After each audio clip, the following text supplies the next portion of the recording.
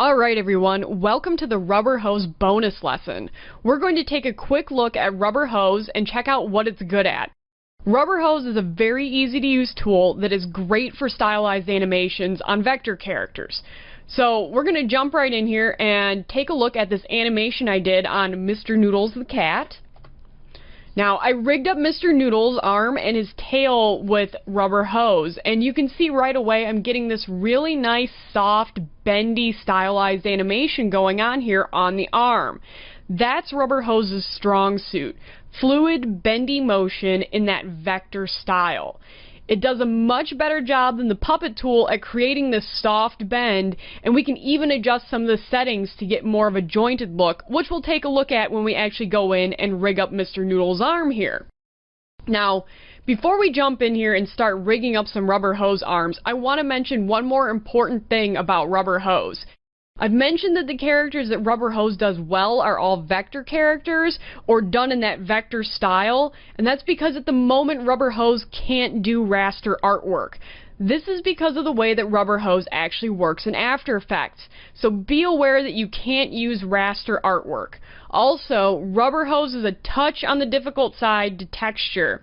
You can do certain things to texture it, but it's not easy, and we're really not going to touch on that type of stuff in this tutorial. We're just going to go over the very basics of how to get rubber hose working on your characters this time.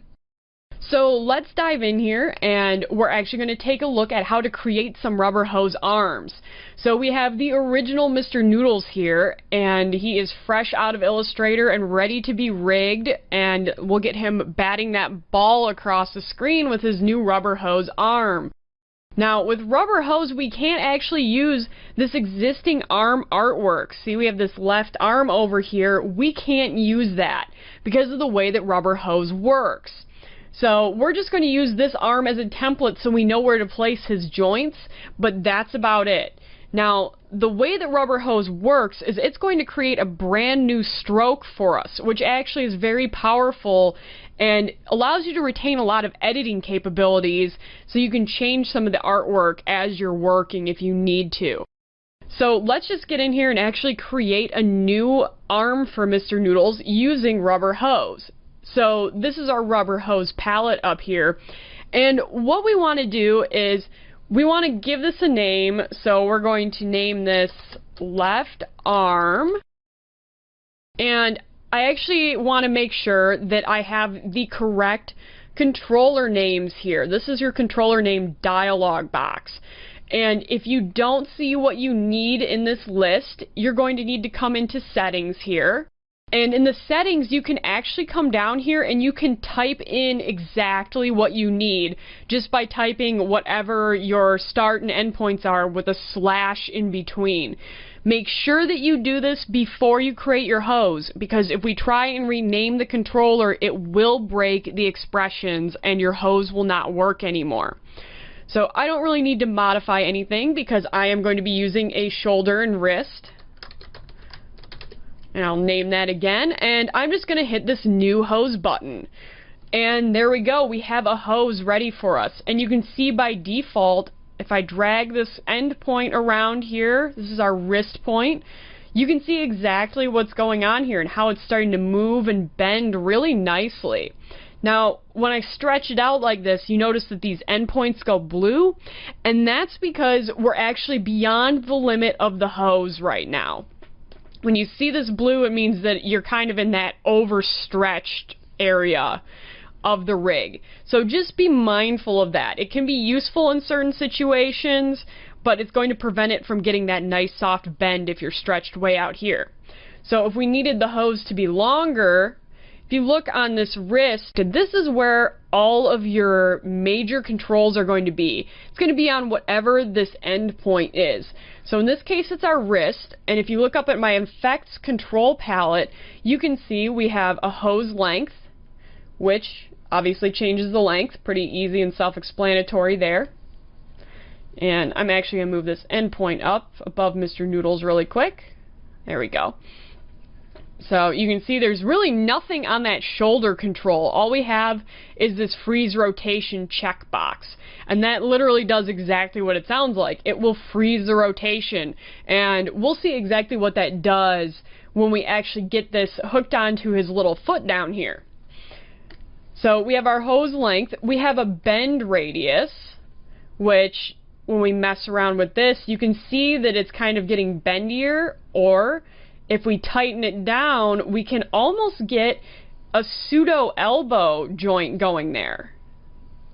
So that's pretty nice if you wanted to do something with a little bit more of a sharp angle. But with Mr. Noodles, I want to leave this turned all the way up so that I get this nice, soft, smooth, bendy kind of look to it. Okay, so now that we've gone over kind of the big basic two things that you need to know about Rubber Hose here, we're going to actually like get this arm stuck to Mr. Noodles here. So I'm going to bring down his shoulder really quick to his position, and then we're going to bring this wrist down, and you can see our hose is just way too long, so we're going to knock this back quite a bit. But his arm is also bent in the wrong direction right now, and there's a really easy way to actually fix this with Rubber Hose, and it's called auto flop. So if we just check off this auto flop box, look at that, his arm is perfectly in place now. And the cool thing about auto flop is it works kind of like the orientation switch on the elbow control, only this is a completely automatic process up here. So if I bend the arm this way, you can see it's all bent in this direction, and as soon as I come back down here, oh, there it goes, and it switches to the other direction, which is amazing because it takes away that work of keying that manually when you're animating. So in the case of Mr. Noodles, I left auto flop on. There's also the auto flop fall off. And this kind of determines where the mathematical calculations on the Rubber Hose stroke are going to actually cause that flop to happen. So we can actually hit this weird little eyeball looking button, and you can see here, this blue line, this is our auto flop visualizer. So at this blue line here, this is where that switch happens. You can see it's completely linear and straight here. And if we come back up, that is where the switch happens. So this is great if you need to see exactly where the switch is happening, or if you need to visualize how you're adjusting the auto flop fall off. If you widen this out, it's going to take much more time for it to bend, and it's not going to be as extreme. Or we can choke it back down, and you can see it's bending much quicker now. So I'm going to turn that auto flop visualizer off now, and let's actually get this arm colored and a little bit closer to the size that we wanted. I'm going to set that back up to 25% because I liked where that was. And we'll get this set up so that the stroke actually matches. You can see it needs to be a little bit thicker now. Now if you look, the star is here, meaning this is a shape layer, which is really powerful because this is actually made out of a stroke. So I'm going to hit U twice, and you can see it brings up all of this crazy expressions math. Ignore all of this. This is just how Rubber Hose is driven. This is like pure sorcery in the mathematics world. It's absolutely amazing that this works. It's beyond me on how it works, but I love that it does work. So we're actually just going to ignore all of the crazy math here, and we really just need to see this stroke 1 here, and this is where the color for our stroke is. So we can come in and grab our eyedropper, and we're just going to select Mr. Noodle's other arm color. And I'm going to just turn this stroke width up a bit. Now because I changed the actual arm color, I'm going to want to come in and do that multiply trick that Morgan does. So I'm just going to drop this down below our left arm artwork, and I am going to bring up this guy so I can change the mode. And that's going to be picky for a second.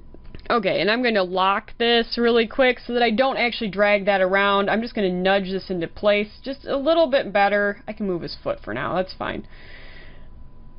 And we're going to change the size of this just a bit. And up here in this stroke palette, we actually don't even need to go into all the crazy math.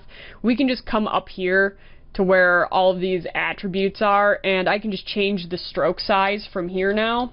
So that way you don't have to look at the crazy math anymore.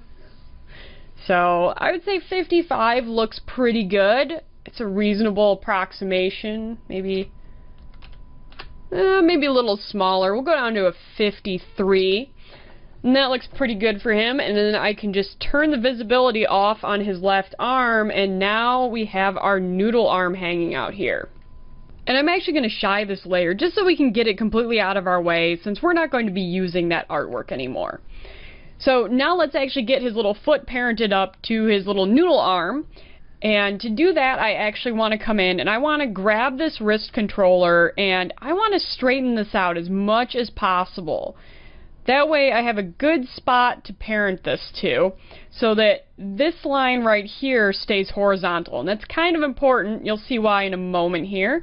So let's get his little front paw here, and we'll drag it up into place, and we are just going to parent that guy right to the wrist control. Now, when we come in and we lift his arm up, you can see his paw magically swings around and stays oriented parallel to that line there that I was talking about. So this has a feature on it, on the wrist controller, that allows everything that gets parented to the end of a controller to rotate with it. So you can see if we go this way and it does a reasonable job of keeping up with you. There's going to be certain points where it doesn't quite work out as great, and you might have to come in and tweak the rotation on the actual foot or whatever's parented to the wrist controller, but that's not a big deal usually, and it's actually kind of nice because it does help out to where you do a little bit less keying in your animations at times. So that's a neat feature. Now if you come up here and you check off this freeze rotation checkbox, you'll notice his paw automatically breaks back down, and it no longer automatically rotates with this controller when we rotate the arm. It will just stay oriented in its own direction, completely independent on the rotation. I left the freeze rotation off when I was animating Mr. Noodles because it did help me out with animating him. So I want to come back and mention the shoulder control really quick. Now, if you have a Duik controlled torso with some shoulder rotation points or something, you can actually parent this shoulder control to that torso. It doesn't have to be something as simple and basic as Mr. Noodles here, where we're just parenting directly to the body. You do have that option of attaching this to a shoulder control. Now, the other cool thing about Rubber Hose here is, because this is a stroke, let's say that after we animated Mr. Noodles, so let's go back to his animated counterpart here, that we wanted to actually come in and change something on him. So let's say that somebody wanted to make Mr. Noodles' arm a bit thicker on the left side. So let's grab his left arm. And we can just come right up to our stroke palette, and even though this is animated, I can come in and change this to a 70, and it gets thicker, and we don't have to worry about any of our animation breaking. So that's a really nice feature to Rubber Hose. And we can also change the stroke color. Let's say that we didn't like the color of Mr. Noodle's arm here. We can come in and we can grab a completely different color for his arm. So we could change it to this black color and basically recolor all of our artwork without worrying about it breaking like it will sometimes with a puppet tool. So that's just a couple of other cool features with Rubber Hose. There's a bunch of other things that you can do with this. You can add dashed lines, you can parent more stuff to the hose, all kinds of things. So in its own way, it's a very powerful tool that's very easy to use. So that's the very basics of getting started with Rubber Hose. There are a lot of other tutorial resources out there for you to see some of the more advanced features of Rubber Hose. You can check them out on Battle Axe's website, and we'll link to that in the copy on this page so you guys can check out some more in-depth tutorials and workflows with Rubber Hose and learn some more things about it so that you can use it on your own noodle arm characters for a quick rigging solution, whether it be arm arms, legs, or like I said, I did the tail on Mr. Noodles too. Anything that's kind of, ropey and noodly. You can even do very abstract type art pieces with that. I've seen quite a few of those. You can always go check out Dribbble and just type in rubber hose, and you can see all kinds of examples of where rubber hose has been used. So that's the end of our tutorial for rubber hose. I hope you guys enjoyed it, and if you have any questions, let us know.